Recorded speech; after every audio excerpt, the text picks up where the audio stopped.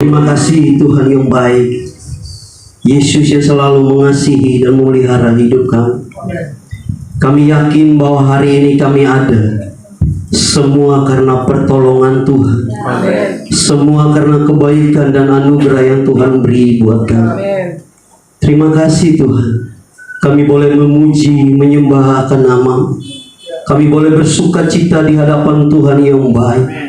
Dan saat yang indah ini Tuhan, kami juga ingin belajar kebenaran firman Tuhan.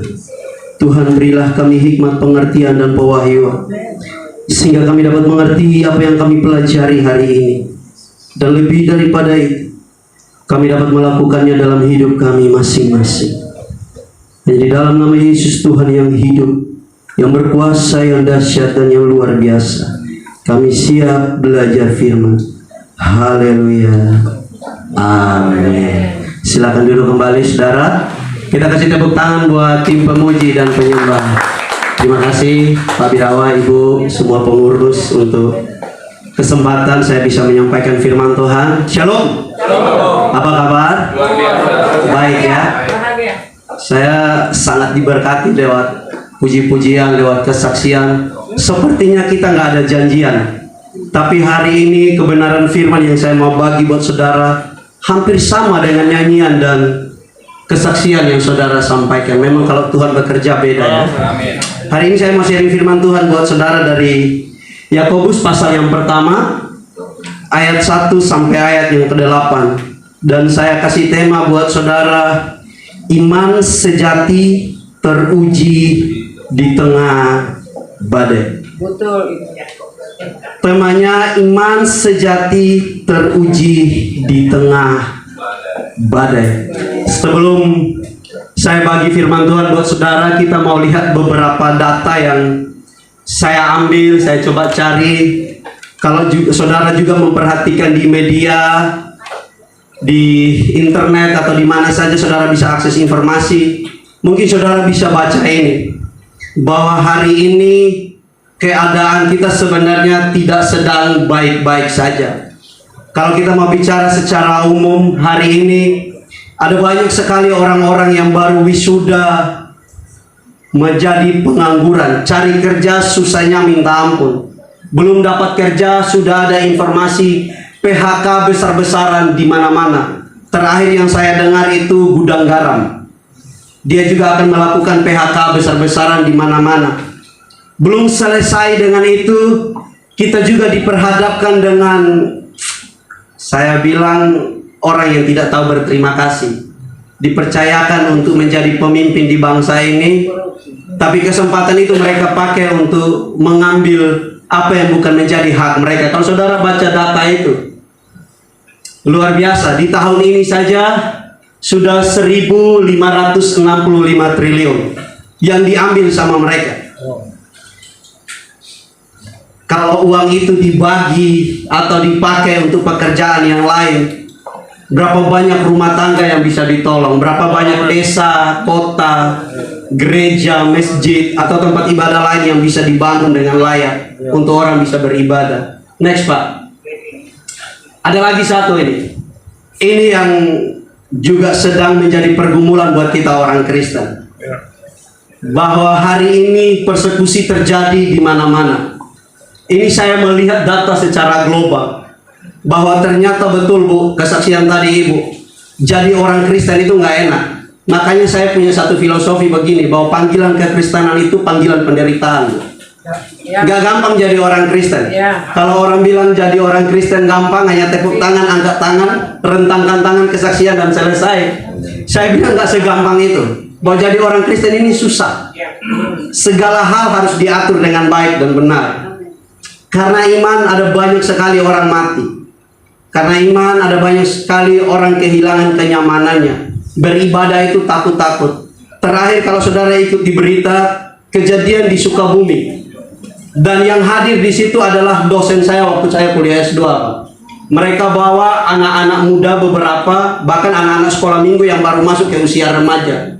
Jadi ceritanya sebelum mereka melakukan kegiatan mereka di sana, outbound dan segala macam, mereka memulai dengan doa Pak. Ya namanya kita orang Kristen, tepuk tangan, ibadah, nyanyi kan biasa. Nah, itu menjadi masalah buat orang-orang di sekitar sana. Lalu akhirnya mereka dipersekusi, dihancurin mobil mereka, rumah, dan saya kontak-kontak sama dosen saya, dia bilang ada beberapa anak yang cukup trauma. Karena dia lihat langsung, bahkan ada anak usia 7 tahun dipecahin kaca dan kursi yang masuk ke dalam mobil persis di depan mukanya dia. Dan ya saudara bisa bayangkan betapa traumanya anak-anak kecil kalau dikasih keadaan seperti itu. Tapi itulah rintangan yang akan kita hadapi hari-hari ini. Bahwa keadaan dunia, keadaan kekristenan nggak akan baik-baik saja. Kita bersyukur bahwa hari ini kita masih bisa beribadah dengan baik di rumah Pak Birawa dan Ibu. Tapi kalau saudara mau lihat tetangga di luar sana atau saudara seiman kita di luar sana, bagaimana mereka beribadah takut-takut, beribadah sembunyi-sembunyi, padahal negara ini menjamin kebebasan untuk orang beribadah, bukan? Tapi pada faktanya nggak seperti itu. Pada faktanya kita dianaktirikan. Harusnya kita mendapat satu perlakuan hukum yang sama, tapi ya sudahlah. Itulah keadaan negara kita hari ini. Tapi sebagai orang Kristen kita nggak boleh berhenti berdoa buat negara kita, berdoa buat semua pemimpin kita sehingga mereka dapat menciptakan aturan-aturan yang juga berpihak kepada kita sebagai orang Kristen. Dengan cerita-cerita ini, saudara, saya merenungkan satu firman Tuhan dalam Yakobus pasal 1. Di ayat yang pertama, surat ini Yakobus kirim buat ke-12 suku di perantauan. Saudara, kalau di perantauan itu nggak enak, semua serba terbatas.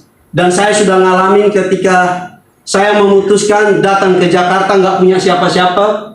Saya tidur hanya pakai karpet, mandi nggak ada handuk, jadi saya harus pakai baju kemeja saya untuk mandi. Maksudnya habis mandi saya pakai kemeja saya untuk keringin badan saya. Lalu saya gantung di pintu, dan kalau udah kering saya bisa pakai lagi. Itu saya ngalamin.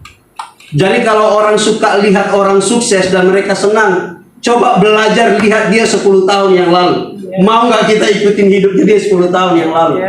Dan Yakobus tahu betul keadaan di perantauan nggak enak.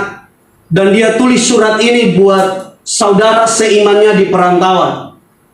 Tujuannya cuma satu, supaya saudara seimannya ini jangan meninggalkan iman mereka ketika mereka diperhadapkan dengan situasi yang sulit. Mari kita mulai dari ayat yang kedua dan ayat yang ketiga. Ayat 2, ayat 3 saya sudah buat dalam PowerPoint, nanti Pak Bayu bisa bantu. Bapak Ibu bisa baca di situ. Firman Tuhan bilang begini, saudara-saudaraku, anggaplah sebagai suatu kebahagiaan apabila kamu jatuh ke dalam berbagai-bagai pencobaan.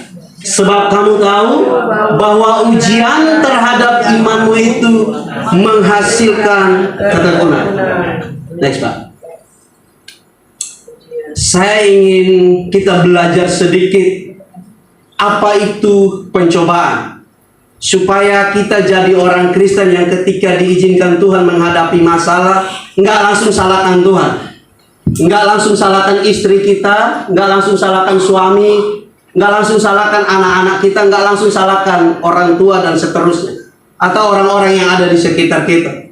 Karena itu saya ingin kita belajar kata ini, kata pencobaan. Dalam bahasa aslinya dia pakai kata ini, pirasmos. Kalau dalam terjemahan bahasa Inggris dia pakai dua terjemahan. Sebenarnya tujuannya sama, tapi maknanya itu berbeda. Yang pertama, kalau dalam bahasa Inggris dia pakai kata trials. Nggak tahu kalau di teks Alkitab saudara dia terjemahan Inggrisnya apa. Tapi ada terjemahan yang kedua juga dia pakai kata temptation, yang artinya adalah godaan untuk berbuat dosa. Kalau trials itu adalah ujian yang kita alami untuk mendewasakan iman kita. Nah, kasus di surat Yakobus itu dia ada pada bagian yang pertama, trials, atau ujian yang diizinkan Tuhan untuk mendewasakan iman kita. Saya mau kasih saudara beberapa ayat firman Tuhan untuk saudara perhatikan. Bisa next, Pak. Untuk sebagai perbandingan bahwa apakah masalah yang saya alami adalah izin Tuhan, atau masalah yang saya alami adalah kesalahan saya sendiri, sehingga saya harus melewati proses panjang dalam hidup saya. Kurang lebih ada 3 firman Tuhan yang saya mau bagi buat saudara. Saudara baca di dalam Yakobus pasal 1 ayat 2 sampai ayat yang ketiga. Tujuan dari firman Tuhan itu adalah untuk menghasilkan ketekunan. Bahwa ketika kita mengalami persoalan, mengalami masalah, kita nggak jadi orang Kristen yang mundur dari Tuhan. Tapi kita menjadi orang Kristen yang tekun, setia sama Tuhan, tetap percaya bahwa Tuhan pasti tolong kita.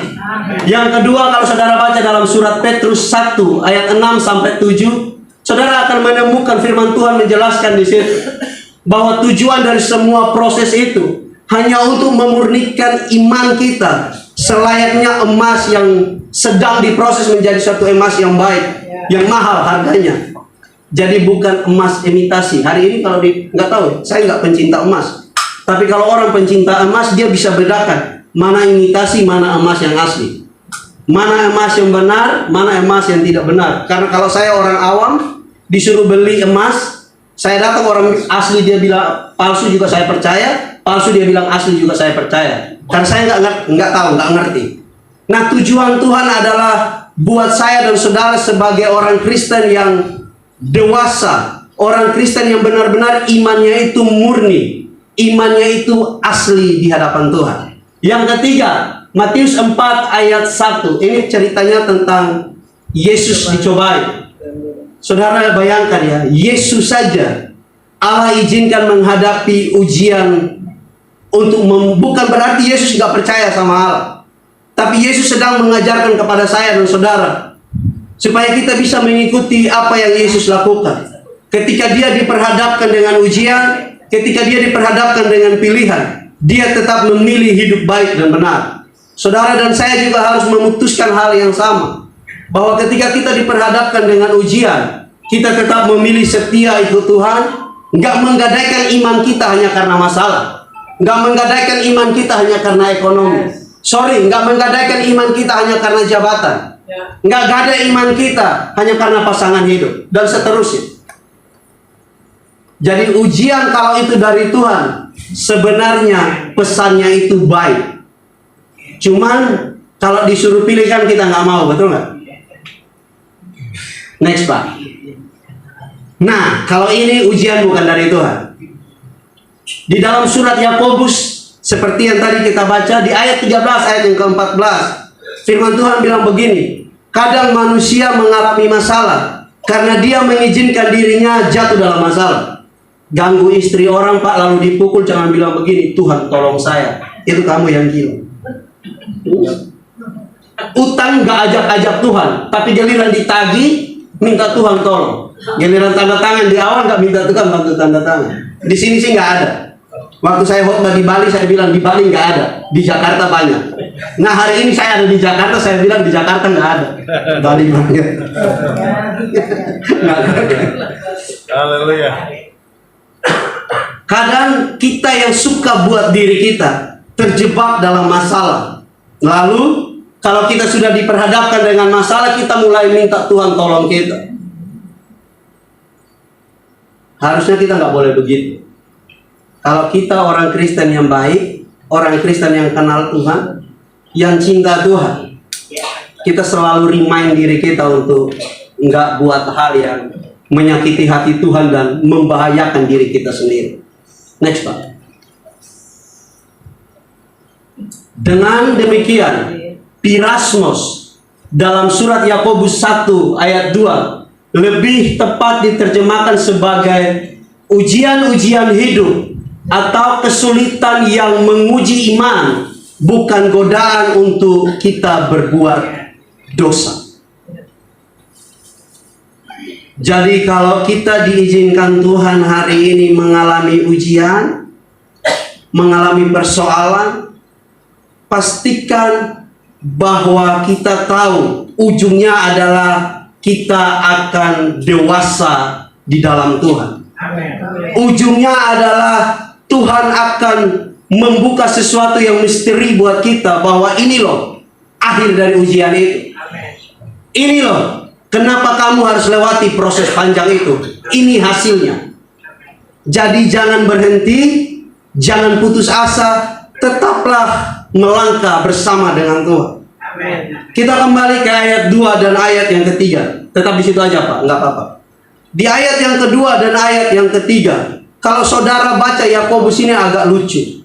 Dia bilang begini, Berbahagialah kalau kita jatuh ke dalam berbagai-bagai pencobaan. Mana bisa sih Pak orang sakit disuruh ketawa? Orang susah makan lalu disuruh tepuk tangan. Mana bisa, nggak mungkin. Mana bisa sakit nggak sembuh lalu orang bilang begini, percaya Pak, Yesus menyembuhkan. Mana bisa. Mana bisa kita diperhadapkan situasi yang sulit lalu kita dipaksa seperti yang Yakobus ngomong, berbahagialah. Nggak mungkin. Tapi jangan berhenti.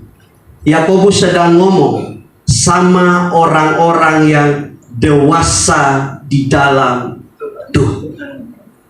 Yakobus sedang ngomong sama orang-orang yang sudah kenal tentang Tuhan. Kalau Yakobus ngomong sama orang-orang yang kenal tentang Tuhan, maka saya dapat pastikan bahwa pencobaan-pencobaan yang mereka alami diresponi dengan sukacita dan bahagia. Saya berharap hari ini saya sedang berbicara kepada orang-orang yang juga sudah kenal Tuhan. Maaf ya Pak, Bu. Saya sedang berbicara kepada orang-orang yang juga dewasa di dalam Tuhan. Bahwa kalau kita dewasa, kita kenal Tuhan, kita setia ikut Tuhan, kita belajar betul tentang karakter Tuhan, maka kita saat diizinkan mengalami masalah, mengalami persoalan hidup, disakitin orang, dikecewain orang, difitnah, dibuat orang sepertinya kita nggak punya harga diri, respon kita tetap sama, bahagia. Respon kita tetap sama, sukacita. Kita nggak akan pernah berhenti tepuk tangan di hadapan Tuhan, sebab kita tahu bahwa kita adalah orang dewasa dan percaya. Boleh tepuk tangan buat Tuhan. Next. Jadi Yakobus ngomong ini bukan berarti dia nggak punya rasa empati, Pak, Bu. Justru karena dia berempati, dia kirim surat ini buat 12 suku di perantauan. Itu bukti Yakobus peduli. Tapi Yakobus nggak sedang elus-elus badan mereka. Lalu Yakobus bilang, ya nggak apa-apa ya, nggak apa-apa ya. Yakobus nggak ikut bersedih sama mereka. Yakobus malah mengajak mereka, ayo kita bersukacita. Ayo kita berbahagia. Ayo kita tetap bersemangat. Ayo kita tetap bangkit ikut Tuhan. Dan puji Tuhan, surat ini karena ditujukan untuk orang benar, orang percaya, dan diterima oleh orang benar dan orang percaya, akhirnya firman Tuhan gak mencatat bahwa mereka maki Yakobus, mereka marah-marah sama Yakobus, mereka fitnah Yakobus, mereka lempar Yakobus, enggak. Tapi mereka terima surat ini dengan baik dan benar. Pesan firman Tuhan ini hari ini datang buat saya dan saudara, bahwa mudah-mudahan kita juga bisa menerima firman ini. Kita nggak bilang begini bahwa Tuhan nggak adil. Firman ini bukan untuk saya. Firman ini mungkin buat orang lain. Kayaknya firman ini nggak cocok. Tapi kalau kita dewasa, respon kita sama. Kita terima firman, kita hidupi firman, dan kita jalani proses pencobaan yang Tuhan izinkan kita alami hari ini. Saya nggak tahu masalah saudara, tapi ingat kita punya Tuhan yang sama. Kalau Tuhan tolong 12 suku di perantau, Tuhan juga pasti tolong kita. Amen. Kalau Tuhan kasih kemampuan buat ke-12 suku di perantauan melewati proses hidup yang panjang, Tuhan pasti kasih kemampuan buat saya dan saudara melewati proses hidup yang panjang, yang bermacam-macam. Kalau kita cerita nggak ada habisnya, Pak. Kalau kita kesaksian masalah kita malam hari ini, Pak, Bapak sama Ibu nggak bisa tidur karena nggak akan selesai, Pak. Satu orang bisa punya 10, satu orang bisa punya 20 masalah pencobaan yang dia alami hari ini. Tapi ingat ini baik-baik, Pak, Bu. Kita punya Tuhan yang sama. Amen. Tuhan yang selalu menolong saya dan saudara. Jangan pernah takut. Percaya Tuhan pasti tolong kita. Jangan pernah ragu. Percaya Tuhan nggak pernah tinggalkan kita. Orang-orang di sekitar kita boleh pergi, nggak apa-apa. Orang-orang yang mungkin pernah tolong kita meninggalkan kita, nggak apa-apa. Ingat kita masih punya Tuhan. Amen. Tuhan lebih hebat dari orang-orang yang ada di sekitar kita.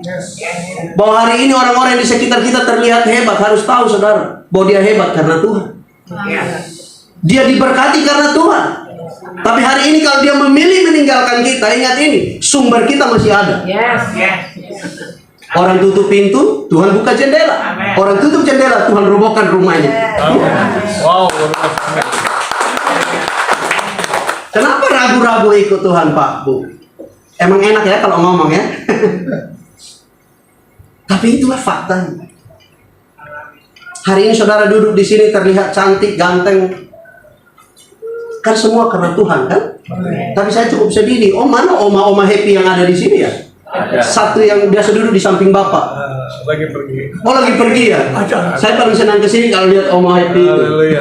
Bukan berarti yang lain nggak, semua happy. Cuma karena saya suka biasa ngobrol sama oma siapa yang namanya? Oma Siska. Dari tadi saya lihat, saya tanya Pak Bayu, mana ya oma happy? Nggak ada. Saya panggilnya oma happy. Saudara masih bisa ketawa, artinya Tuhan masih sayang sama saudara. Saudara masih menjalani anugerah Tuhan hari ini, kan? Masih menikmati itu, kan? Betul?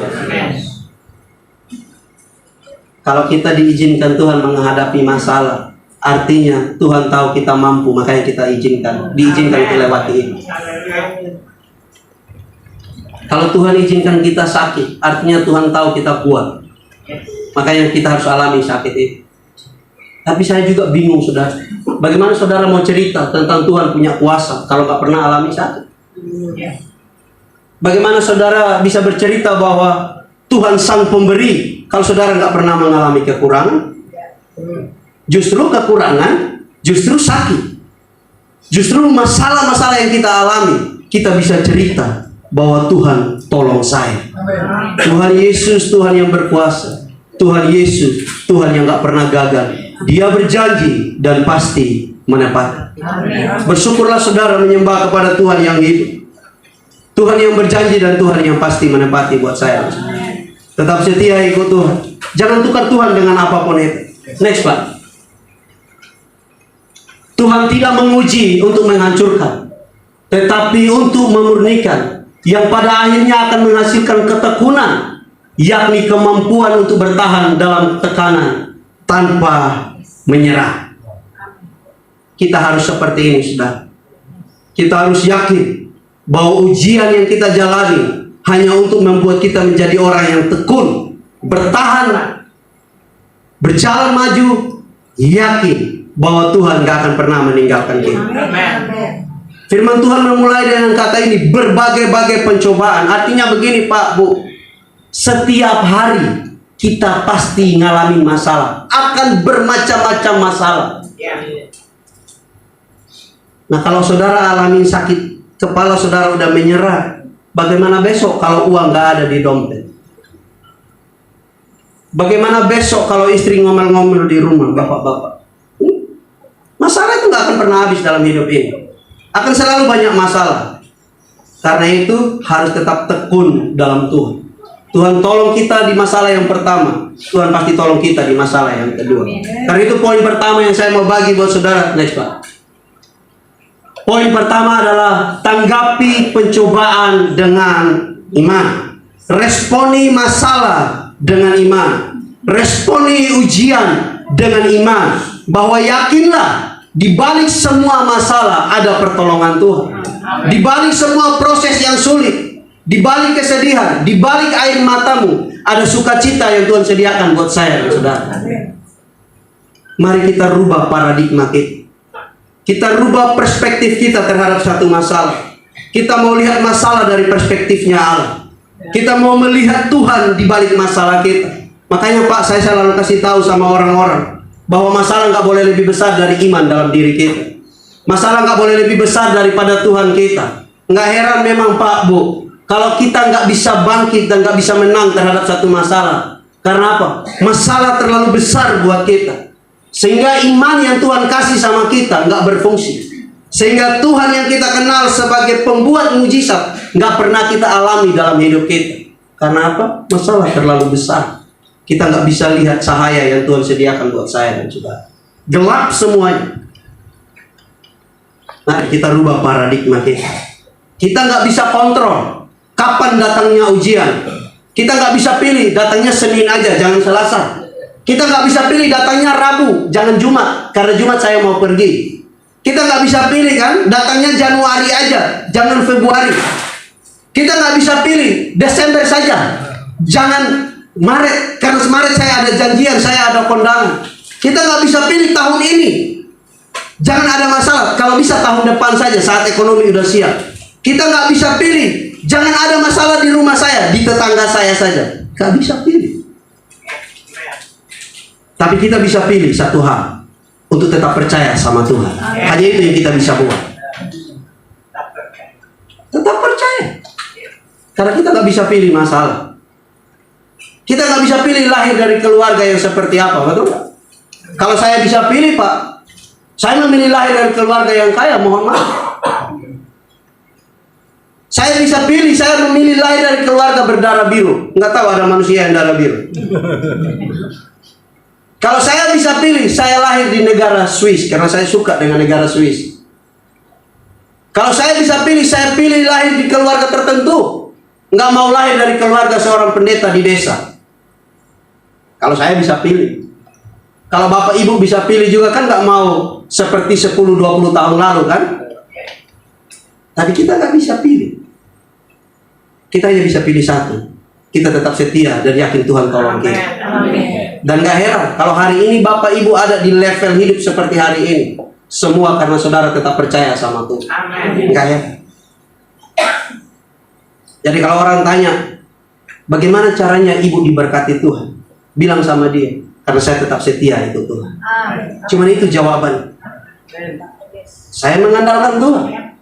Saya percaya Tuhan tolong saya. Saudara pernah dengar Gracia?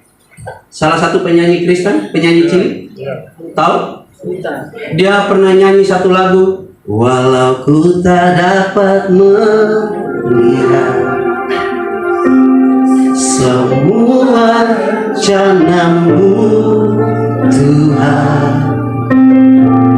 namun hatiku tetap percaya dan melangkah, walau ku tak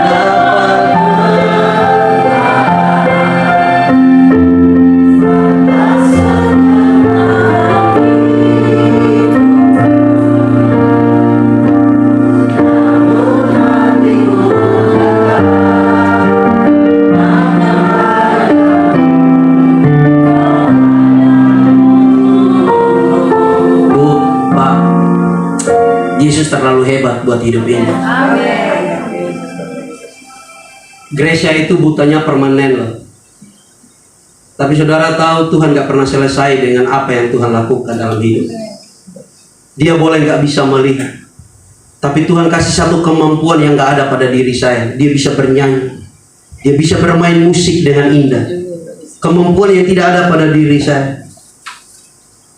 Hari ini Pak, Bu, mungkin kita punya kekurangan di bagian yang lain. Tapi saudara harus tahu bahwa Tuhan juga kasih satu kemampuan yang tidak ada pada orang lain. Saudara kalau baca Mazmur 139 ayat 13 sampai ayat yang ke-14, Raja Daud dengan sadar dia tulis satu firman Tuhan begini, bahwa aku bersyukur kepada Tuhan karena kejadianku dahsyat dan ajaib. Ajaib apa yang Tuhan buat. Dan aku bersuka cita buat keadaan ini. Saya mau kasih tahu saudara, Tuhan gak pernah iseng-iseng ciptakan saya dan saudara. Justru Tuhan serius menciptakan saya dan saudara. Tuhan serius dengan hidup kita. Tuhan serius dengan masa depan kita. Tuhan serius dengan keluarga kita. Tuhan serius dengan pekerjaan kita. Tuhan serius dengan apapun yang kita jalani hari ini. Percaya Tuhan serius dengan itu semua. Kalau kita bisa pilih, saudara mau jadi Gracia? Kan nggak bisa kan? Nggak mau kan? Tapi kalau Gracia disuruh pilih, apakah mau seperti kita atau belum tentu juga dia mau? Mungkin dia akan tetap memilih buta. Karena dari buta diceritakan tentang kebaikan Tuhan. Dari kekurangan kita bisa ceritakan tentang kehebatan Tuhan. Saya nggak pernah malu bahwa saya datang dari kampung. Tapi saya bersyukur seorang anak kampung, seorang anak yang dari desa, bisa diizinkan Tuhan melayani Tuhan. Saya nggak berbangga untuk diri saya, tapi saya tahu Tuhan yang menciptakan saya adalah Tuhan yang serius dengan hidup saya. Tuhan yang menciptakan Bapak Ibu, Tuhan juga yang serius dengan Bapak Ibu. Bersyukurlah punya Tuhan yang hebat. Masalah nggak boleh menggeser kuasa Tuhan yang besar dalam hidup kita. Kekecewaan, ketakutan nggak boleh menutup iman yang kita punya dari Tuhan. Justru di dalam masalah, di dalam kekecewaan, di dalam sakit penyakit, di dalam kesulitan, kita tetap yakin Tuhan menolong kita. Satu lagi contoh firman Tuhan buat saudara sebelum kita lanjut ke poin yang kedua. Dalam 2 Raja-Raja pasal 6 sampai ayat 15 sampai ayat yang ke-16. Ketika Elisa diperhadapkan dengan tentara Aram yang ingin membunuh mereka, hambanya bilang begini sama Elisa, Tuhan, banyak sekali musuh yang ingin bunuh kita. Banyak sekali tantangannya. 2 Raja-Raja 6 ayat 15-16. Banyak sekali persoalannya. Tapi Elisa bilang begini sama orang yang membantu dia, hambanya dan orang-orang yang mengikutinya, tenang, kita punya Tuhan yang hebat. Dan saudara tahu, Tuhan buat tentara Aram semuanya buta. Kalau Tuhan mau tolong kita, Bu, Pak, nggak masuk di logika. Kalau Tuhan mau sembuhkan kita, nggak masuk di akal sehat kita. Mana mungkin 12 tahun pendarahan bisa sembuh? Mana mungkin orang yang udah mati bangkit lagi? Mana mungkin lumpuh berjalan? Tuli mendengar, buta melihat. Tapi ingat ini, dunia bilang tidak mungkin. Tapi kalau Yesus belum tutup mulut, artinya semua masih mungkin. Oh, mantap, mantap. Yes. Saudara masih yakin kan sama Tuhan kan? Amin. Masih punya iman? Amin. Yakin bahwa Tuhan tolong kita? Mau terima masalah? Sedikit benar ya. Giliran tanya, Yesus tolong, semua jawab amin. Amin. Tuhan berkuasa? Amin. Mau terima masalah, mulai berkurang suaranya. Dan itulah manusia, Pak. Nggak bisa bohong memang. Poin yang kedua, yang pertama tadi apa? Saya yakin pasti lupa. Masih ingat, makasih Bu. Lanjut Pak, yang kedua. Yang kedua, kalau saudara sudah menghadapi pencobaan, melihat pencobaan dengan iman, yakin bahwa Tuhan tolong kita, maka hal yang kedua, saudara harus belajar juga untuk berbuah matang. Ayat 4 firman Tuhan bilang begini, dan biarkanlah ketekunan itu memperoleh buah yang matang, supaya kamu menjadi sempurna dan utuh, dan tak kekurangan satu apapun. Nah, pada bagian ini kita belajar bahwa ketekunan membuat kita tidak mudah menyerah, dan pada waktunya kita semua akan menghasilkan buah. Dan saudara harus tahu bahwa nggak hanya berbuah, tapi buahnya itu matang. Kalau buah matang saya gambarkan dengan satu kata, maka saya pilih kata ini Pak, sempurna. Saudara pernah tanam mangga atau pisang atau sejenisnya di rumah? Buah-buah tertentu di rumah? Kalau saudara tanam, saudara tunggu apa? Buahnya kan? Dan saudara akan makan saat matang kan? Artinya begini, bahwa buah yang matang atau sempurna, dia telah mencapai proses yang panjang. Saudara dan saya hanya akan menjadi orang yang sempurna, yang matang, kalau kita bisa melewati proses panjang yang Tuhan izinkan kita alami. Kita bisa menang atas masalah yang Tuhan izinkan kita alami hari ini. Sempurna, buah yang matang. Menariknya saudara, kalau lihat di bahasa asli, next Pak. Sebentar, di situ dulu. Dia pakai kata ini, telios, yang artinya dewasa, penuh, dan matang. Hari ini saya sedang bicara sama orang-orang yang telios di hadapan Tuhan. Amin. Saya nggak sedang berbicara sama orang-orang yang anak-anak, orang-orang yang cengeng. Saya sedang berbicara sama orang-orang yang kuat, orang-orang yang berani, orang-orang yang utuh di dalam Tuhan, dan orang-orang yang sempurna setia di dalam Tuhan. Karena itu orang-orang yang setia, orang-orang yang telios adalah orang-orang yang siap dengan proses yang akan kita alami dari Tuhan, hanya untuk mendewasakan iman kita. Dan dengan kejadian-kejadian seperti itu, kita akan berbuah, dan buah kita akan menjadi dampak buat orang banyak yang ada di sekitar kita. Kalau kita sudah matang, kita sudah dewasa, kita akan bisa tolong banyak orang yang ada di sekitar kita. Kalau orang pernah lihat kita menang, orang pernah lihat kita susah dan kita berhasil keluar dari kesusahan kita, saudara harus tahu bahwa saudara akan bisa bercerita buat orang itu. Dia yang putus asa, dia yang kecewa, dia yang sedih, saat yang sama dia bilang, kalau dia bisa, saya pasti bisa. Saudara nggak pernah bisa bersaksi tentang Tuhan kalau saudara nggak kenal Tuhan. Saudara nggak bisa bercerita bahwa Yesus hebat kalau saudara nggak tahu bahwa Yesus hebat. Nggak pernah kenal bahwa Yesus hebat. Orang-orang yang bersaksi bercerita adalah orang-orang yang kenal betul tentang Tuhan. Karena itu sebelum Yesus utus murid-murid, Yesus bilang sama mereka, pergi, ajarkan semua murid, semua orang menjadi muridku. Jadikanlah semua bangsa muridku. Artinya begini, bahwa sebelum mereka pergi, mereka telah belajar dari Yesus. Karena itu Yesus berani utus mereka sebagai murid, karena mereka telah belajar dari guru yang benar. Hari ini saya mau bilang sama Bapak Ibu semua, kalau kita sudah belajar benar tentang Yesus, setiap Sabtu bersyukur bahwa Bapak dan Ibu buka rumah di tempat ini untuk kita belajar tentang firman. Kita nggak hanya pakai Sabtu sebagai kumpul-kumpul, tapi kita pakai Sabtu ini sebagai kesempatan kita belajar tentang firman. Tujuannya cuma satu, bahwa setelah dari Sabtu ini kita akan bercerita bahwa Tuhan hebat, Tuhan dahsyat, Tuhan berkuasa, dan Tuhan luar biasa dalam hidup. Harusnya seperti itu tujuan kita beribadah. Sempurna yang dimaksudkan di sini bukan berarti tanpa cacat, tanpa celah. Bapak Ibu masih bisa marah kan? Di sini nggak bisa marah ya? Orang baik semua di sini. Pernah marah? Masih bisa kecewa? Masih bisa sedih? Bukti bahwa saya dan saudara manusia biasa. Karakter yang dimaksudkan dengan sempurna. Jadi Yakobus ngomong soal sempurna, dewasa, telios. Yakobus sedang bicara soal orang yang dewasa sempurna secara karakter Kristus. Bayangkan begini Pak, Bu, saya dan saudara diizinkan Tuhan mengalami satu penyakit yang sulit. Respon orang telios dan orang yang tidak telios itu pasti berbeda. Orang telios dia akan tetap berdoa, dia yakin bahwa Tuhan menyembuhkan dia sembari dia menjalani proses pengobatan di rumah sakit. Itu orang telios. Tapi kalau orang yang tidak telios, dia akan marah-marah. Mana Tuhan berkuasa? Mana pendeta bilang Tuhan bisa buat mujizat? Mana pendeta bilang Tuhan hebat? Kok saya sakit? Saya udah rajin ibadah Sabtu di rumah Pak Birawa, tetap saja sakit.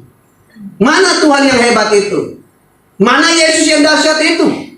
Mana Yesus yang menyembuhkan perempuan pendarahan itu? Kalau kita nggak telios, kita akan terus bertanya, mana, di mana. Tapi kalau kita telios, meskipun sakit nggak sembuh, kita tetap percaya Tuhan tolong kita. Sekali waktu Yesus lewat dan murid-murid, lalu mereka bertemu dengan seorang yang buta. Murid-murid bertanya sama Yesus, Guru, kenapa ini orang buta? Apakah dosa dia, dosa orang tuanya, atau karena apa? Lalu Yesus bilang begini, bukan dosa dia, bukan juga dosa orang tuanya. Justru dia buta ini atas izin Tuhan untuk menyatakan bahwa Tuhan hebat. Kadang masalah yang kita alami bukan karena salah kita, bukan juga karena kecerobohan kita, bukan karena salah suami atau istri kita, bukan juga salah pendeta atau anak-anak kita, bukan juga salah orang-orang yang ada di lingkungan kita. Tapi itu diizinkan Tuhan hanya supaya kita tahu bahwa Tuhan hebat dalam hidup kita. Tuhan gak pernah kalah atas masalah kita. Tuhan selalu lebih besar dari masalah yang saya dan saudara alami. Tapi memang untuk mengerti itu semua, saya dan saudara harus telios, dewasa, harus sempurna, harus utuh. Baru saudara bisa lihat itu semua ada dalam rencana Tuhan. Bayangkan bahwa saya dan saudara diizinkan Tuhan ada pada kehidupan ekonomi yang sulit. Seorang yang telios, dia akan tetap memilih bersikap jujur di dunia kerjanya. Dia nggak mau menipu orang hanya untuk ekonominya baik, Bu. Dia lebih memilih bekerja dengan sungguh-sungguh, sebab dia yakin Tuhan sang pemberi berkat itu. Tapi kalau orang tidak serius, berbeda sikapnya. Dia berusaha bagaimana menipu orang. Dia berusaha bagaimana memanfaatkan orang. Dia berusaha bagaimana menjatuhkan orang supaya dia bisa naik. Dia akan melakukan segala cara hanya supaya ekonominya pulih. Mungkin pulih, mungkin jadi baik. Tapi apakah Tuhan senang? Belum tentu. Saudara mau pilih yang mana? Mau tetap jadi pribadi yang jujur, pribadi yang tetap percaya sama Tuhan, pribadi yang tetap mau bekerja keras, atau pribadi yang penipu, berbohong, melakukan curang hanya untuk saudara bisa naik? Pilihan ada di tangan kita, Pak, Bu.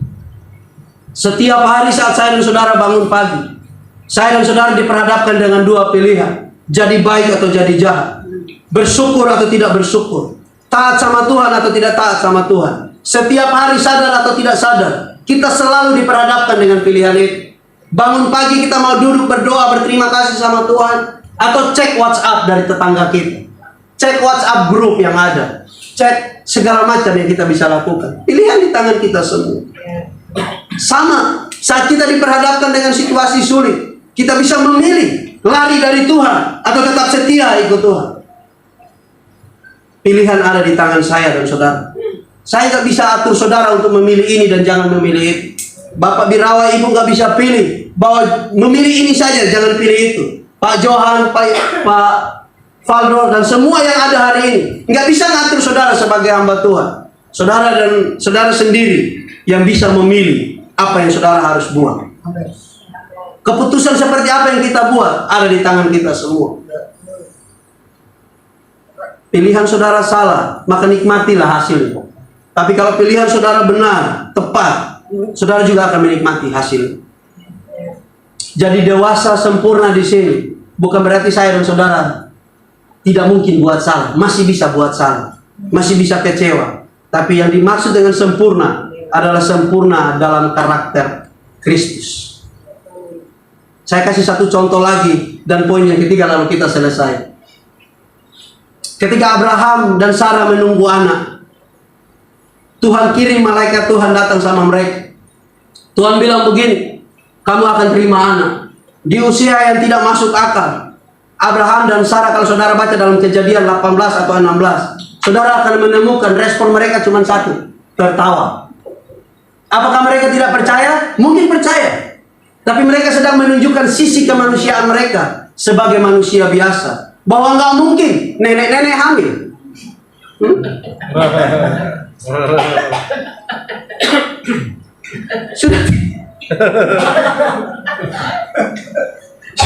Sudah tidak mungkin. Jalan aja susah, mau pikul kandungan. Saudara bayangkan kalau rumah dia di Bapak Birawa seperti ini, turun tangga ngeglinding dia, Pak. Saking kakinya udah nggak kuat pikul kandungan. 9 bulan kan gede benar ya. Saya udah pernah lihat, soalnya istri saya udah pernah hamil. Hari ini saya datang sama istri saya nih, Pak, Bu. Karena Bapak Birawa saya bilang, mana Ibu? Saya bawa nih, Pak. Ibu juga selalu nanya. Jadi gak mungkin memang. Mereka ketawa wajar. Ada banyak janji Tuhan yang benar-benar gak masuk akal. Bikin kita ketawa, bikin kita garuk-garuk kepala. Bikin kita bertanya-tanya. Bukan kita gak percaya, tapi kita menunjukkan sisi manusia kita. Bahwa gak mungkin.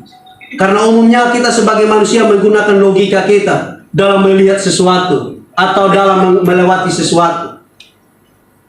Jadi mereka tertawa tidak berarti mereka tidak percaya. Mereka hanya menunjukkan bahwa mereka manusia biasa. Hari ini saya mau bilang sama saudara bahwa kalau hari ini janji Tuhan itu datang sama saudara, percayalah pasti akan terjadi. Kalau hari ini saudara berharap sama Tuhan tanpa ragu, sakit pasti sembuh, susah ditolong Tuhan, sedih dihiburkan Tuhan, ekonomi yang sulit pasti dipulihkan sama Tuhan. Doa saudara buat anak-anak saudara sekolah, Tuhan yang mencukupkan. Segala sesuatu yang kita perlukan dengan iman dan yakin, Tuhan pasti kasih buat saya dan saudara. Kalau Tuhan tolong orang-orang hebat di dalam Kejadian sampai Wahyu, Tuhan juga pasti tolong saya dan saudara. Sebab firman Tuhan bilang begini, Dia Tuhan yang tidak pernah berubah. Bahkan dia pernah ngomong begini, bahwa dari kita kecil sampai dewasa, sampai putih rambut kita nggak pernah lihat orang benar meminta-minta roti. Amin. Janji Tuhan berlaku buat saya dan buat saudara. Tepuk tangan buat Tuhan. Yang ketiga dan yang terakhir, saya minta maaf Pak, agak lama sedikit ya. Yang ketiga dan yang terakhir, jangan bimbang dalam doamu. Next Pak. Ayat 5 sampai ayat yang ke-8 saya mau baca buat saudara. Tetapi apabila di antara kamu ada yang kekurangan hikmat, hendaklah ia memintakannya kepada Allah, yang memberikan kepada semua orang dengan murah hati dan dengan tidak membangkit-bangkit, maka hal itu akan diberikan kepadanya. Hendaklah ia meminta dalam iman dan sama sekali tidak bimbang, sebab orang yang bimbang sama dengan gelombang laut yang diombang-ambingkan kian ke sana kemari oleh angin. Orang yang demikian jangan mengira bahwa ia akan menerima sesuatu dari Tuhan, sebab orang yang mendua hati tidak akan tenang dalam hidupnya. Harus kita akui bahwa kadangkala kita suka bingung, tidak tahu mau buat apa, tidak tahu mau ke kiri atau ke kanan. Sepertinya semua pintu tertutup, maju mentok, mundur mentok, ke kiri nggak bisa, ke kanan juga nggak bisa. Sepertinya kita sudah tidak bisa lihat apa-apa. Nah, di sini peran hikmat menjadi krusial buat saya dan saudara.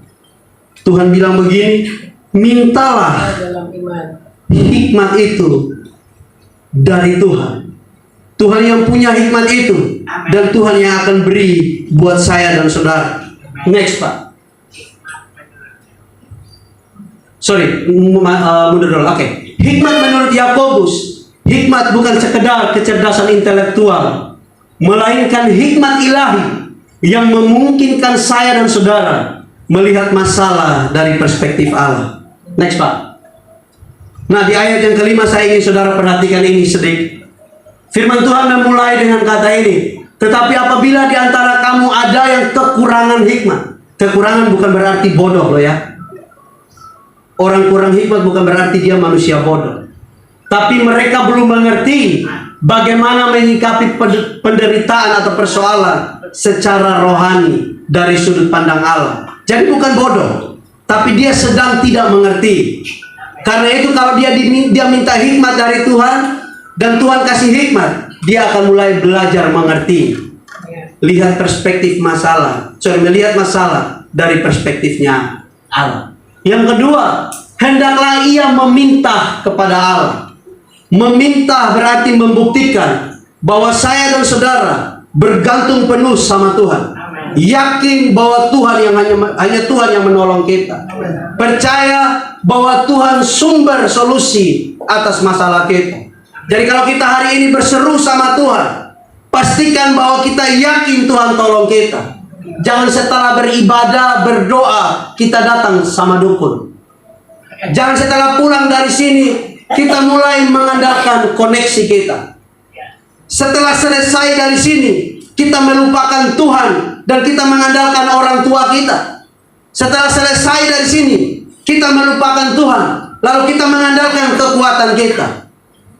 Justru kita mulai dari sini, kita yakin Tuhan tolong. Saat kita di luar juga kita tetap yakin Tuhan tolong kita. Hikmat Tuhan harus ada sama saya dan sama saudara. Sebab hikmat yang akan menolong saya dan saudara. Hikmat, meminta hikmat menandakan bahwa kita sudah punya akses kepada Allah sebagai Bapa kita. Ingat, orang hanya bisa datang kepada Tuhan kalau orang percaya sama Tuhan. Saudara kalau percaya sama Tuhan, artinya saudara bisa minta apapun sama Tuhan. Firman Tuhan bilang begini, mintalah, Tuhan pasti kasih. Ketuklah, Tuhan buka pintu. Cari, Tuhan pasti. Kita bisa mendapatkan apa yang daripada Tuhan yang baik. Pertanyaannya sederhana, mau atau Tidak. Kadangkala kita nggak bisa lihat Tuhan punya kuasa karena kita nggak pernah mau minta dan melibatkan Tuhan. Kita lebih memilih menggunakan semua kekuatan kita untuk kita melewati proses yang kita alami hari ini. Kita lebih memilih menggunakan semua harta kita untuk lolos dari satu sakit yang Tuhan izinkan kita alami. Lalu kita nggak melibatkan Tuhan. Nggak heran kita nggak bisa lihat apa-apa. Mintalah hikmat daripada Tuhan. Lebih lanjut firman Tuhan juga bilang begini, saudara, bahwa Tuhan yang memberi hikmat, Tuhan yang tidak mengungkit-ungkit masa lalu. Tuhan gak bilang begini, kan kamu udah pernah gagal, kan kamu pernah menyakiti saya, kan kamu kan orang yang gak percaya sama saya, kenapa kamu minta hikmat sama saya? Bukannya kamu orang yang mengandalkan kekuatanmu? Bukankah kamu 2 tahun lalu yang nggak mau datang ke gereja, nggak mau berdoa karena kamu rasa kamu mampu? Tuhan nggak begitu. Tuhan nggak begitu. Saat kita membuat Tuhan sedih, saat kita mengecewakan Tuhan, Tuhan tetap mau terima saya dan saudara. Saudara pernah baca surat Yohanes? Firman Tuhan menceritakan tentang seorang perempuan yang berbuat zina. Kedapatan berbuat zina. Yesus bilang sama orang-orang itu, kamu yang tidak berdosa silakan lempar. Tapi semua memilih pergi. Lalu Yesus bilang hal yang sama perempuan ini, bahwa saya juga gak akan pernah menghukum dan melempari kamu. Artinya sederhana, bahwa Yesus sayang sama orang-orang berdosa. Yang Yesus gak setuju hanyalah dosa kita. Yesus selalu menerima saya dan saudara. Karena itu dia mati buat saya dan saudara saat kita ada dalam keadaan dosa, bukan saat kita ada dalam keadaan yang baik. Yesus datang buat saya dan saudara saat kita ada dalam keadaan yang tidak layak. Tapi Yesus mau datang buat saya dan saudara.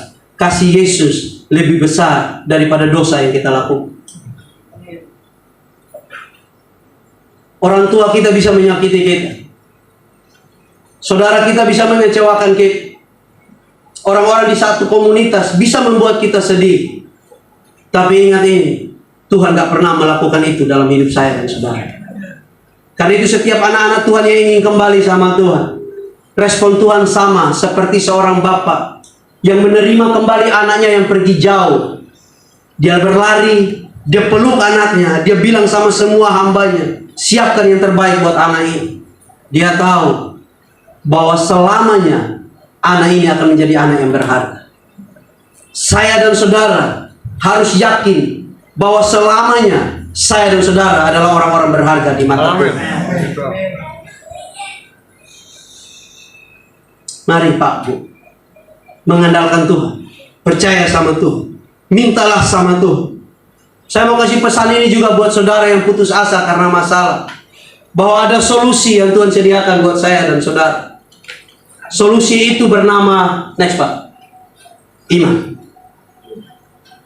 Di ayat yang ke-6, iman berbicara tentang kita tidak meragukan Tuhan. Iman yang tidak memberikan peluang buat kekuatan luar mengendalikan kita seperti gelombang laut. Iman yang mengarahkan kita kepada keyakinan akan pertolongan Tuhan. Iman yang membuat kita tetap berdiri teguh. Iman yang memaksa kita untuk melihat sesuatu yang jauh di depan sana. Makanya Ibrani 11 ayat yang pertama firman Tuhan bilang, iman itu penting meskipun kita belum lihat. Kita harus percaya dan yakin bahwa keyakinan kita dan kepercayaan kita akan terjadi seperti itu. Apa yang kita minta, apa yang kita yakini, itulah yang akan terjadi. Milikilah iman, bahwa orang yang beriman kepada Tuhan tidak pernah dibuat Tuhan kecewa. Kita nggak bisa mengabdi kepada dua Tuhan, nggak bisa juga mengabdi kepada dua iman. Kita nggak bisa mengabdi kepada dua hikmat. Cukup Yesus buat saya dan saudara.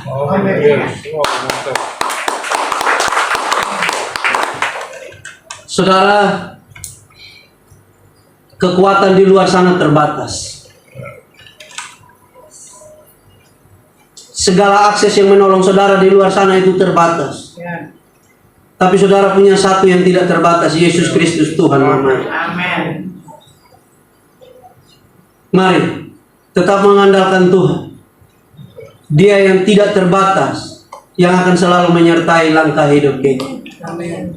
Saya berdoa buat saudara, kiranya apapun yang kita alami hari ini, kita tetap belajar melihat masalah itu dengan iman. Dan kita juga tetap belajar untuk bertumbuh, berbuah, dan buah yang matang. Dan yang ketiga, kita juga tetap belajar berdoa, percaya, yakin Tuhan menolong saya dan saudara. Saya percaya betul bahwa ibadah di tempat ini 4 tahun ya Pak Bu, nggak akan mungkin bisa bertahan kalau bukan karena iman, kalau bukan karena Tuhan, kalau bukan karena percaya sama Tuhan. Semua karena Tuhan, semua karena kebaikan Tuhan. Makanya saya dan saudara bisa ada di tempat ini selama 4 tahun, belajar bersama, bertumbuh bersama, dan kita akan berbuah bersama. Kita juga akan berubah bersama, dan kita harus berdampak bersama buat orang-orang yang ada di luar sana. Kiranya Tuhan menolong saya dan saudara, kemanapun kita pergi, apapun keadaan kita, situasi hidup kita, ingat ini baik-baik, Yesus tidak boleh ditukar dengan apapun. Amin. Yesus akan selalu menolong saya dan saudara. Yesus tidak pernah meninggalkan saya dan saudara. Tuhan Yesus kiranya memberkati saudara. Kita mau nyanyikan satu pujian. Saudara tahu, aku punya Tuhan yang besar. Amin.